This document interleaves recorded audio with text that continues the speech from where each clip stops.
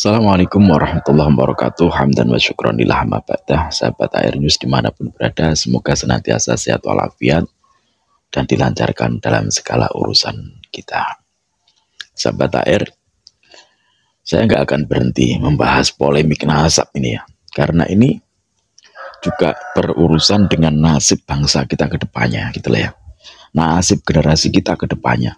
Karena saya peduli terhadap itu semuanya, makanya saya akan gak akan berhenti membahas nasab ini. Sampai kapan? Sampai ada pernyataan dari pemerintah yang menyatakan bahwa mereka bukanlah keturunan Rasulullah, atau ada pengakuan resmi dari Robitoh Alawiyah bahwa mereka bukanlah keturunan Rasulullah. Kalau hanya pengakuan perorangan, saya tidak akan berhenti. Akan saya bahas terus supaya mereka tidak akan mendapatkan panggung lagi di masyarakat.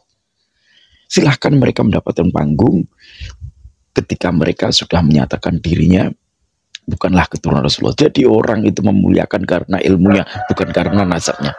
Itu yang paling penting bagi saya ya. Terserah mereka nantinya sesudah menyatakan bahwa mereka bukan keturunan Rasulullah, kemudian mereka diundang ke sana kemari, monggo, gak apa-apa. Sesuai dengan kapasitasnya, sesuai dengan keilmuannya gitu loh ya. Jadi mereka itu dimuliakan, mereka dihormati karena ilmunya, bukan karena nasabnya. Itu yang paling penting gitu. Makanya saya terkadang heran kepada para kiai, para mubalik, para ustadz, para gus-gus yang seakan-akan membodohi masyarakat gitu loh. Ya saya langsung ucapkan nggak apa-apa, karena emang ini kenyataan. Semacam Gus Ibdam mengatakan bahwa Habib Syekh itu adalah keturunan Rasulullah. Dalilnya dari mana? Buktinya dari mana? Buktikan dulu, jangan asal ngomong gitu loh. Sampai tahu dasar-dasarnya itu dari mana. Gus Kausar juga ya. Itu cobalah. Kalian itu orang-orang yang tahu. Kalian itu orang-orang yang punya jamaah. Masa iya Ainul Basyiroh kalian itu nggak kebuka gitu loh. Cobalah kalian itu setidak-tidaknya kalian itu istikharah lah tentang hal ini. Walaupun istikharah itu tidak bisa dijadikan hujah, tapi minimal itu bisa dijadikan keyakinan dalam hati kita. Istikharah sampai 3 kali, bagaimana? Apakah benar minta petunjuk Allah Subhanahu wa taala? Atau jenengan kan para ulama ya, jenengan kan para gus, para orang-orang yang diulamakan oleh sebagian masyarakat atau oleh jamaah jenengan. Masa iya jenengan nggak tahu bagaimana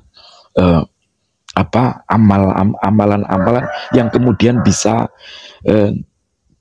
membuat jenengan itu bisa bertemu dengan Rasulullah dalam mimpi.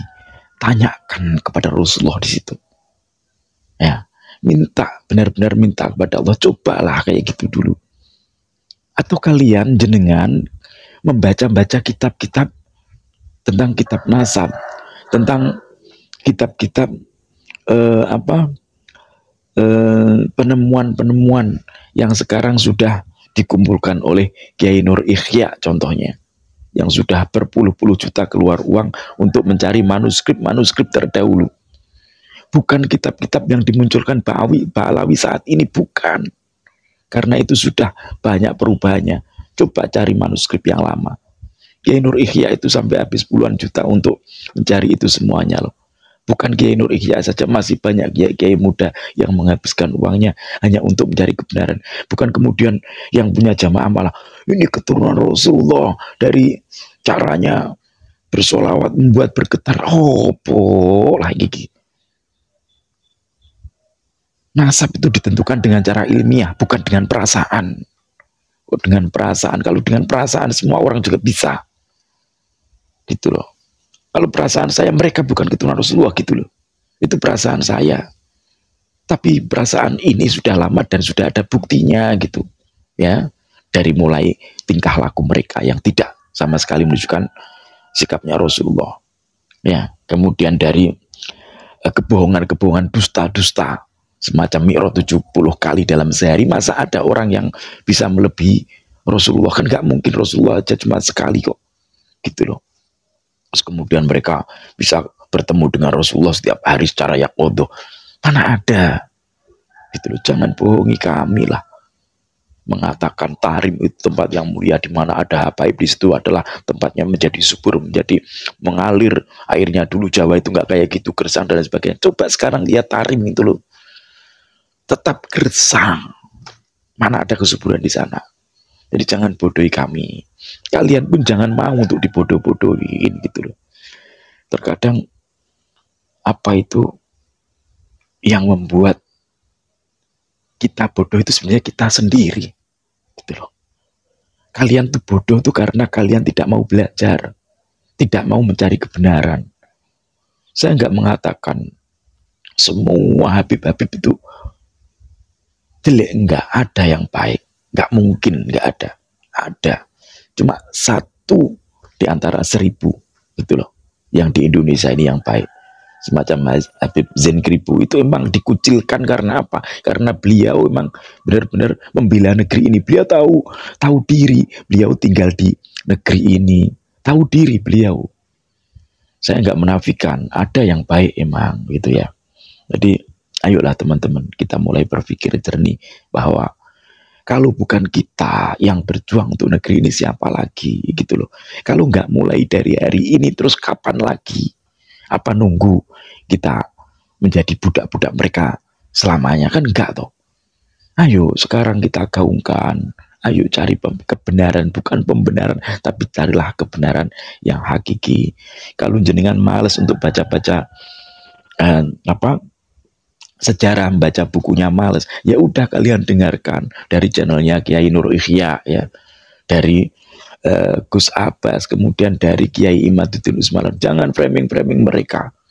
Tahu nggak sekarang, nggak kasih tahu ya, buku yang diterbitkan, yang dipromosikan oleh si Wafi itu nggak laku. Karena apa? Karena sudah dikoreksi sama Kiai Imad. Banyak sekali kejanggalan, banyak sekali kesalahan di situ gitu loh. Di Kiai Pribumi ini bukan Kiai kaleng-kaleng, Kiai Imad itu bukan Kiai kaleng-kaleng. 20 kitab lebih yang sudah dihasilkan oleh beliau, yang sudah ditulis oleh beliau, karya beliau itu lebih dari 20 kitab, dan itu semuanya pakai bahasa Arab, dan salah satu kitabnya itu adalah syarahnya Alfiyah ya. Itu yang jadi kajian-kajian di pondok pesantren tuh ya. Itu syarahnya adalah disarah oleh Kiai Imaduddin Usman Al-Bantani, salah satu kitabnya ya. Jadi kalian kalau mengatakan Kiai Imad tuh nggak bisa apa-apa, salah total. Coba sekarang mana dari klan Pahlawi yang sudah menciptakan kitab? Ayo Pahlawi di Indonesia, termasuk Hanif Al atau siapapun, coba adakah kitab mereka yang dipakai gitu loh. Jadi jangan mau dibodohin. Terus kemudian ngomong Indonesia ini kalau nggak ada nenek moyang kami masih menyembah pohon dasmu. Cobalah tengok ya, pondok pesantren di Indonesia ini, pondok-pondok tertua milik siapa coba? Gak ada Habib tuh yang punya pondok pesantren di Indonesia itu. Coba dari dulu. Sekarang ini baru-baru muncul ini loh. Pondok-pondok itu pun yang ngajar juga orang-orang kita pribumi, bukan orang-orang mereka. Karena mereka orang-orang yang tidak tahu tentang kitab. Cobalah, masih kecil-kecil sudah dididik untuk ceramah seperti Habib yang tabat yaba apa itu, tabat yaba itu kan bacanya, itu bacaan Quran aja nggak bener, tabat yaba gitu.